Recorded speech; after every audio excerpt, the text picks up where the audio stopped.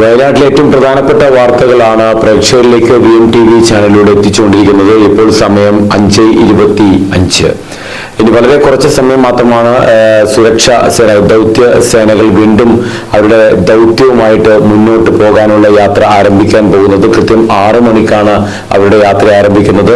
ഇനി ഇന്നത്തെ ഒരു ദിവസം എന്ന് പറയുന്നത് വളരെ കൃത്യമായിട്ട് പറയുകയാണെങ്കിൽ യഥാർത്ഥത്തിൽ എത്ര പേരാണ് ഇപ്പോൾ ശരിക്കും യഥാർത്ഥത്തിൽ 282 പേർ മരണപ്പെട്ടു എന്നുള്ളതാണ് അറിയാൻ പറ്റുന്ന ഏറ്റവും ഒടുവിലത്തെ വാർത്ത എന്ന് പറയുന്നത്.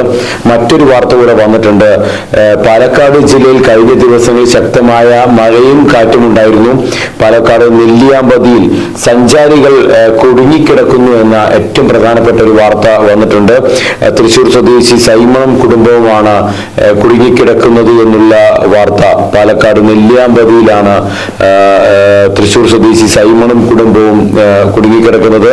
അതോടൊപ്പം തന്നെ മുമ്പിലുള്ള ഒരു എന്താ കഠിനമായിട്ടുള്ളൊരു കാര്യം, അതിജീവിച്ചവരുടെ പ്രിയപ്പെട്ടവരെ കണ്ടെത്തുക എന്നതാണ് ദൗത്യ സംഘത്തിന്റെ മുന്നിലുള്ള ഏറ്റവും വലിയൊരു വെല്ലുവിളി എന്നാണ് പറഞ്ഞിരിക്കുന്നത്.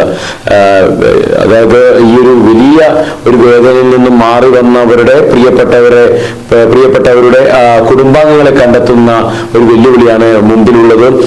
നിരവധി പേരാണ് ഇപ്പോൾ ക്യാമ്പുകളിൽ ഉള്ളത്.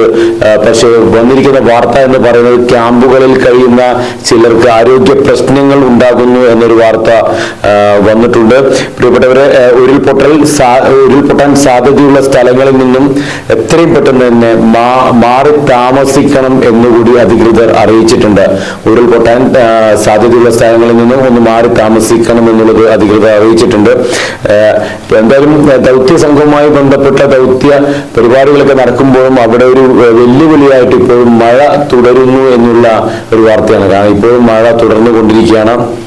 നാളെ മുഖ്യമന്ത്രി സ്ഥലം സന്ദർശിക്കും. കൂടെ DGPയും ചീഫ് സെക്രട്ടറിയും എന്നിവരും മുഖ്യമന്ത്രിയുടെ കൂടെ നാളെ സ്ഥലം സന്ദർശിക്കാനുണ്ടാകും. കണ്ണൂരിൽ റെഡ് അലേർട്ട് പ്രഖ്യാപിച്ചിരിക്കുകയാണ്. അതിശക്തമായ മഴയാണ്. എനിക്ക് തോന്നുന്നു കേരളത്തിൽ ഏറ്റവും കൂടുതൽ മഴ ഇപ്പോൾ പെയ്തുകൊണ്ടിരിക്കുന്നത് കണ്ണൂർ ജില്ലയിലാണ്. കഴിഞ്ഞ കുറെ സമയങ്ങളിലായിട്ട് ഞങ്ങൾ പറയുന്നുണ്ടായിരുന്നു കുട്ടികളുടെ മൃതദേഹങ്ങളൊക്കെ കിട്ടിയൊരു വാർത്ത. അതോടൊപ്പം തന്നെ ഒരു പൂർണ്ണ ഗർഭിണിയായ സ്ത്രീയുടെ മൃതദേഹം കൂടി കിട്ടിയിട്ടുണ്ടായിരുന്നു എന്നൊരു വാർത്ത കൂടി അറിയുന്നു.